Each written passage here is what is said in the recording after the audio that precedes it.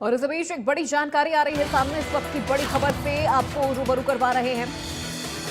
गुरुग्राम से बड़ी जानकारी, जहां पूर्व मंत्री कैप्टन अजय यादव का एक बयान सामने आया है। नेता प्रतिपक्ष को लेकर अजय यादव ने कहा है कि मेरा इसमें कोई रोल नहीं है। कैप्टन अजय यादव ने कहा है कि मेरा इसमें कोई रोल नहीं है, पार्टी हाईकमान को इस पूरे मामले पर फैसला करना है। किसी को भी बनाओ, जल्द बनाओ प्रतिपक्ष।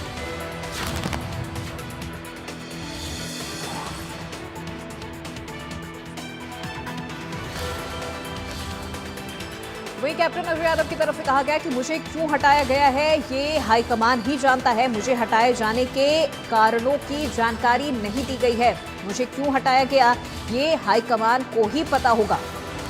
तो पूर्व मंत्री कैप्टन अजय यादव ने बयान दिया है। नेता प्रतिपक्ष के मामले को लेकर कैप्टन अजय यादव ने कहा है कि मेरा इसमें कोई रोल नहीं है, ये फैसला हाईकमान को करना है। ओबीसी मोर्चा के चेयरमैन से हटाए जाने पर भी कैप्टन अजय यादव ने कहा कि मुझे क्यों हटाया गया है इसके बारे में मुझे कोई जानकारी नहीं है। हरियाणा कांग्रेस ने अभी तक नेता प्रतिपक्ष नहीं चुना है, या यूं कहें कि हरियाणा कांग्रेस नेता प्रतिपक्ष को लेकर अभी भी गंभीर नहीं है। हालांकि हरियाणा सरकार ने अब हरियाणा कांग्रेस को एक रिमाइंडर भेजा है कि वो अपना नेता प्रतिपक्ष जल्द चुने, क्योंकि कई ऐसे मामले अटके हुए हैं कि जो नेता प्रतिपक्ष के बिना नहीं हो पा रहे हैं। इस पर बातचीत करने के लिए हमारे साथ कांग्रेस के वरिष्ठ नेता कैप्टन अजय सिंह यादव हैं। उनसे जानते हैं, सर क्या लग रहा है कि काफ़ी समय हो गया, चुनाव हो गए, सरकार चल रही है, लेकिन कांग्रेस अपना नेता प्रतिपक्ष नहीं चुन पा रही है। अब इसके बारे में हमारे जो राष्ट्रीय महामंत्री हैं बीके हरिप्रसाद जी और दूसरे हमारे खड़गे जी और राहुल जी, सोनिया जी, वही डिसाइड करेंगे। हमने तो हमारे लोगों ने तो यहाँ से अपना जो भी उनके ऑब्जर्वर आए थे उनको भी सारा अपना कुछ बता दिया था, उनके समक्ष सारी बात रख दी थी। अब अगर वो ना करें तो उसका क्या इलाज है? इलाज तो बीमारी का तो सभी इलाज होता है, लेकिन ये बीमारी कहीं ना कहीं बहुत ज़्यादा कांग्रेस में दिख रही है, क्योंकि अब हरियाणा सरकार को हस्तक्षेप करना पड़ा, क्योंकि कई ऐसे मामले अटके हुए हैं जो नहीं हो पा रहे हैं। अब रिमाइंडर भेजा गया है दोबारा, तो वजह क्या मानते हैं इसकी आप, क्योंकि कांग्रेस में आप भी एक वरिष्ठ नेता हैं। कोई ना कोई गतिरोध होगा। बगैर गतिरोध के तो फैसले तभी होते हैं अगर कोई गतिरोध ना हो। अब उसके बारे में मेरे को तो ये मेरे संज्ञान में तो कोई बात ऐसी है नहीं। या तो भूपेंद्र सिंह हुड्डा जी से बात करिए आप, या फिर उदय भान जी से बात करिए जो हमारे प्रधान हैं, वो बताएंगे भी क्या गतिरोध है, या बीके हरिप्रसाद जी से बात करिए। पर मेरा ये मानना है कि इसके ऊपर जितना जल्दी फैसला हो उतना अच्छा है। एक सर, जब कांग्रेस इस चुनाव को हारी थी तो एक कमेटी गठित की गई थी कि वो मंथन करेगी कि आखिर हार का क्या मंथन है। उसमें आपसे भी हमने बातचीत की थी उस समय। क्या कुछ उस हार का अब तक मंथन हो पाया है, या मंथन हो गया है तो क्या उस पर अभी तक एक्शन लिया गया है? अब उसका तो फिर वही जवाब है जो मैं पहले दे रहा हूँ। उन्होंने अपनी रिपोर्ट सबमिट कर दी है। अब डिसाइड करने में देरी क्यों हो रही है इसका जवाब तो खड़गे जी दे सकते हैं जो हमारे राष्ट्रीय अध्यक्ष हैं। पर मेरा ये मानना है कि जितनी देरी कर रहे हैं उतना ही पार्टी का नुकसान हो रहा है। आप ऑल इंडिया कांग्रेस कमेटी के ओबीसी के चेयरमैन थे, आपसे तो चेयरमैन का पद छीन लिया गया, और उसके बाद अभी तक कोई जिम्मेदारी भी आपको नहीं दी गई है।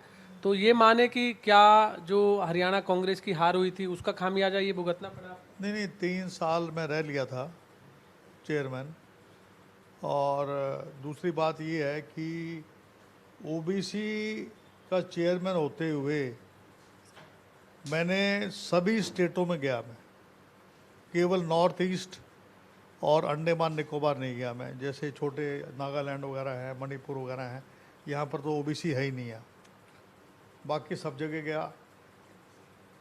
अकेला महाराष्ट्र में 9 बार गया मैं, 6 बार छत्तीसगढ़ में गया। तो मैंने अपनी तरफ से जो कुछ मैं कर सकता था, कास्ट सेंसस के जो परिणाम आए हैं उसमें थोड़ा बहुत योगदान मेरा भी है।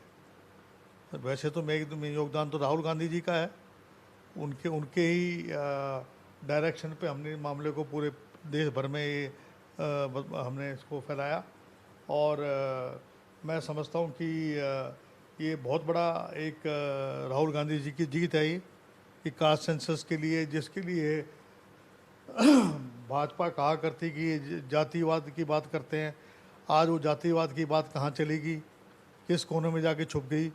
तो मेरा ये मानना है कि हमने जितना कुछ हम कर सकते थे, चाहे अपना 33% आरक्षण की बात हो महिलाओं की, चाहे आपका जो है हायर एजुकेशन में उसका ओबीसी का जो हायर एजुकेशन में जो रिजर्वेशन मिलना चाहिए उसकी बात हो। लेकिन फिर आपका कार्यकाल एक्सटेंड क्यों नहीं किया गया जब आपने इतने अच्छे काम किए? ऐसा होता है कि कुछ फैसले ऐसे होते हैं जो जिसके बारे में बताया नहीं जाता। अब क्या इसके पीछे कारण है ये तो हाईकमांड ही जानती होगी ना, मेरे को तो बताया नहीं इन्होंने। मेरे को तो मैं कोल्हापुर में था उस वक्त और वहाँ पर हमने शाहू जी महाराज जी की जयंती थी, उस उपलक्ष्य में कोल्हापुर में था। तो वहाँ मेरे को मैसेज मिला कि भाई जो है नवीन जय हिंद जो कि झज्जर के पास के हैं उनको चेयरमैन बना दिया। तो हमने वो प्रोग्राम वहाँ पर श्रद्धांजलि दे के वहाँ फूल माला पहना के और वहाँ से हम वापस आ गए थे। और तब से ना तो मैं किसी से मिला हूँ, किसी ने बड़े नेता से, और ना ही मुझे अब तक कुछ सूचना दी गई है। देखो ऐसा होता है कि एक होता है कि समय जो है बड़ा बलवान होता है, हर चीज़ समय पे मिलती है। कोई मैं सोचूं कि मैं हमेशा ही मैं एक सीट पे बैठा रहूं, जहाँ दाना पानी होता है वहीं जाया जाता है ना, दाना पानी वहाँ का ख़त्म हो गया था। तो लग रहा है आप कांग्रेस से थोड़ा सा किनारा करने का भी आपने सोचा? ना कोई किनारा करने का नहीं सोचा है। पार्टी जो है कांग्रेस में रहने का मन है। तो बड़ी जिम्मेवारी देखो ऐसा है, पार्टी में मन रहने का है, आगे भी रहने का, अब भी रहने का है। लेकिन कोई अगर धक्का ही मार दे कि पार्टी से बाहर निकल जाओ, पहले भी कई नेताओं को इस तरह से किया गया। नहीं, अगर कोई धक्का ही मार दे, आपका नंबर है। अगर कोई धक्का ही मार दे कि भाई आपने रहना नहीं यहाँ, तो मैं कोई बाबा जी तो हूँ नहीं मैं। हमने भी राजनीति करनी है और कोई ज़्यादा लंबी राजनीति हमारी है नहीं। तो हम तो पार्टी की जो असूलों के मुताबिक चल रहे हैं, पार्टी की जो गतिविधियां हैं उसमें सब में हिस्सा लेते हैं और जहां तक हो सकता है काम कर रहे हैं पार्टी के लिए। आपने सुना कांग्रेस के वरिष्ठ नेता कैप्टन अजय सिंह यादव, जिन्होंने खुलकर अपनी बातचीत की है, चाहे वो भारत पाक युद्ध को लेकर हो, चाहे वो नेता प्रतिपक्ष को लेकर हो, चाहे कांग्रेस की गुटबाजी को लेकर हो, उन्होंने खुलकर बयान दिया है। कैमरामैन जेडी के साथ